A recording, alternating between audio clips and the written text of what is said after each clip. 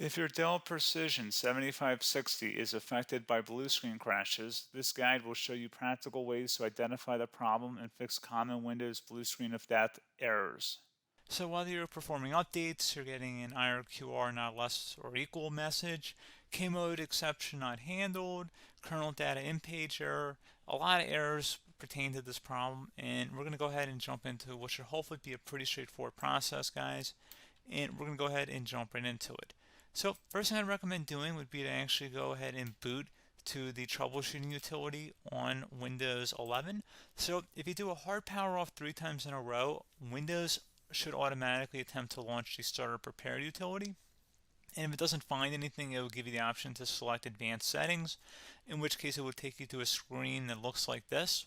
Now, if it does not take you to a screen that looks like this or you're unable to get to that, you can also download the Windows 10 Media Creation Utility or Windows 11. They probably will make a creation utility for Windows 11 at some point. And it doesn't really matter. You can actually run the Windows 10 utility on Windows 11 as far as I'm aware. And you should be able to run the troubleshooting utilities built in within it. So you just would go ahead and download it to an ISO file and then burn it to a DVD or USB. It'd have to be about 4 gigabytes or more. It couldn't be a small USB flash drive and it couldn't be a CD. It'd have to be a DVD.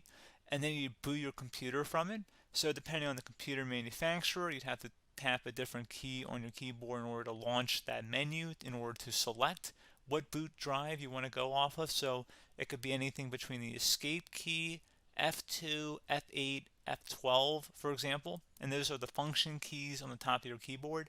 So you may have to just do a little bit of trial and error. Shouldn't take you more than a couple minutes. Googling it would probably be best before you even begin.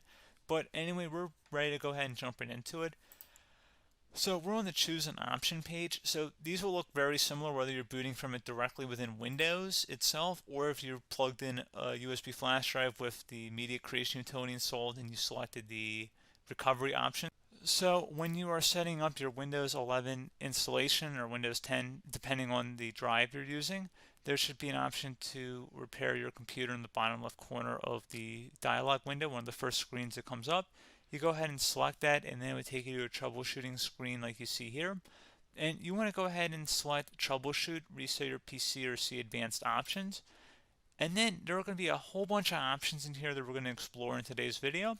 The first one, we're going to actually go underneath advanced options and then select startup prepare, fix problems that keep Windows from loading. So go ahead and select that first.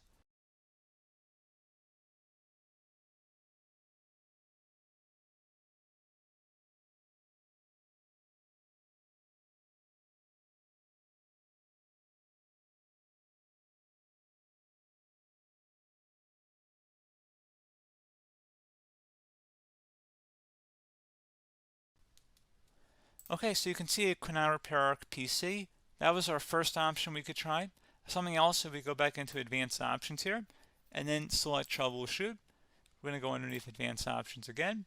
You can go ahead and actually access safe mode by selecting startup settings.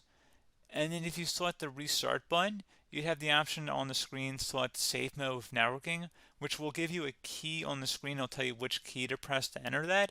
I believe it's the F7 key. It'll do that for you. I'm not going to go over that in today's tutorial because I don't really want to go into safe mode, but you're more than welcome to attempt that by going into here and then selecting restart. Again, it'll launch another screen. It'll say what key do you want to press, and it'll give you like 7 or 8 different options, and you want to select safe mode with networking. There's also an option for a command prompt too, but that's going to be something we're going to cover later in this video, and we don't even have to go through that in order to access it. So that's why I'm not going to really push for that, because unless you know exactly what's causing the problem, you probably don't need to go into safe mode. Unless you're trying to recover files, in which case then you definitely can go into safe mode, but we're trying to actually recover our computer here. So I hope that makes sense. Something else we can also try here as well would be to uninstall updates, remove recently installed quality or feature updates from Windows. So if you go ahead and select that, you can uninstall the latest quality updates, which generally is the more day-to-day updates. Feature updates are the less regularly released ones, like the big ones. I would equate it to service packs in like Windows 7 and Windows Vista and Windows XP. So larger updates that occur once or twice a year at most.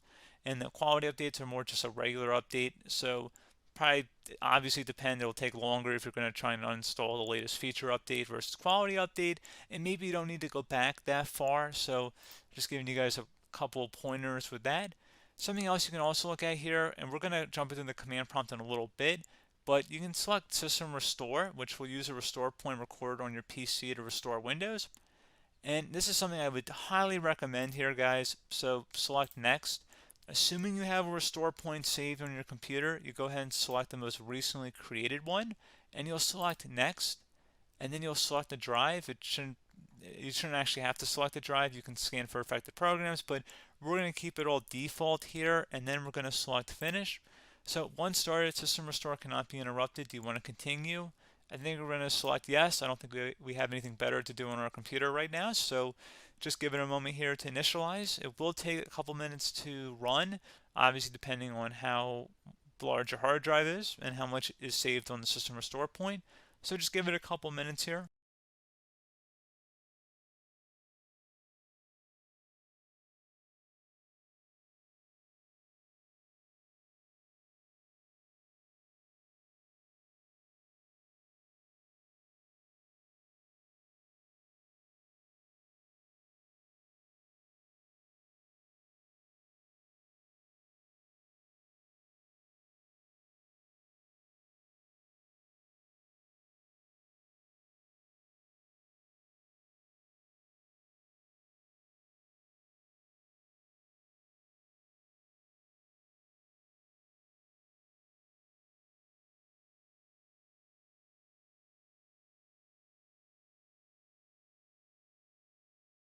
Okay, so you can see System Restore completed successfully. The system has been restored. Your documents have not been affected. Click the Restart button to restart your computer. Go ahead and select Restart.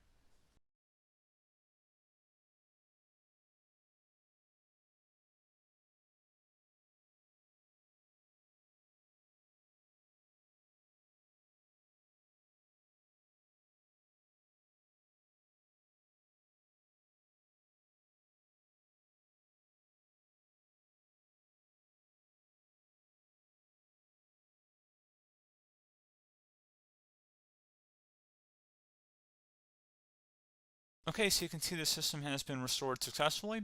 We're going to go over a couple different methods in addition to that if that did not work. So I'm just going to pause the video and we're going to start back up back on the recovery screen that we started with.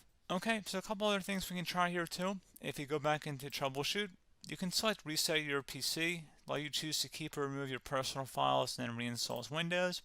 You can select to keep my files, which will remove apps and settings but keeps your personal files.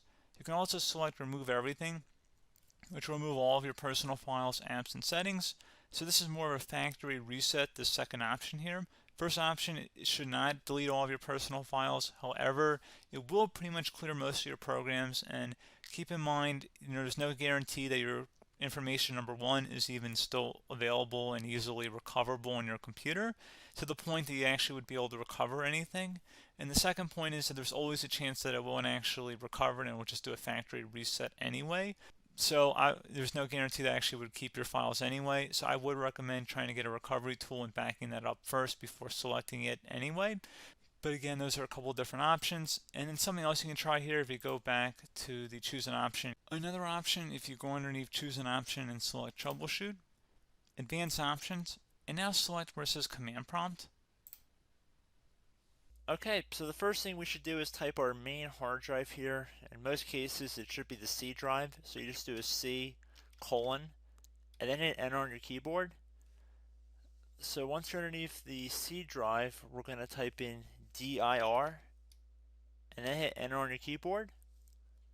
It should have program files, users, and Windows all in there. That's how you know you're in the right directory.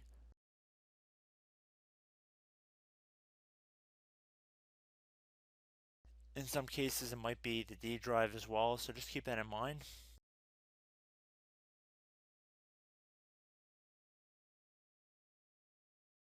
Next thing we're going to do is type in cd space / Windows / system 32 / config,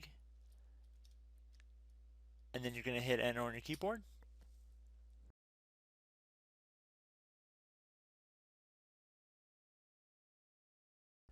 So now you're going to type MD space backup. If you've seen other tutorials, it might also say to put down MD backup. That's because the backup name is pretty common when you want to back something up. So you can name this whatever you want, doesn't have to be backup. So if you've already made a backup folder in the past, you could do backup 1, for example. So once you're done setting the name you want the backup to be called, hit enter on your keyboard again.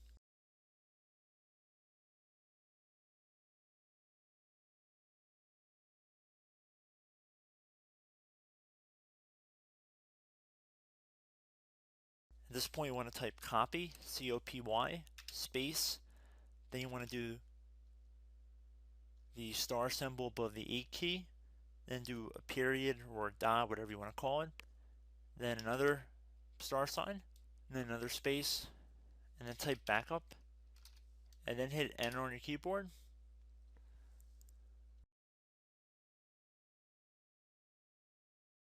Now you want to type CD reg back, R-E-G-B-A-C-K,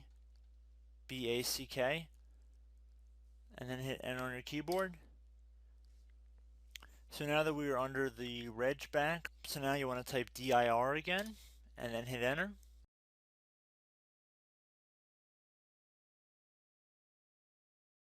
So now at this point we're going to type copy again. So copy, space, star sign,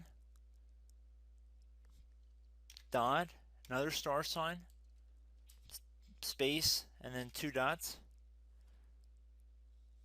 So we're going to type copy, space, star sign, dot, sign, star sign, dot, dot, and then hit enter on your keyboard again. So for overwrite, you want to overwrite all. So type A on your keyboard, so capital A, and then hit enter on your keyboard.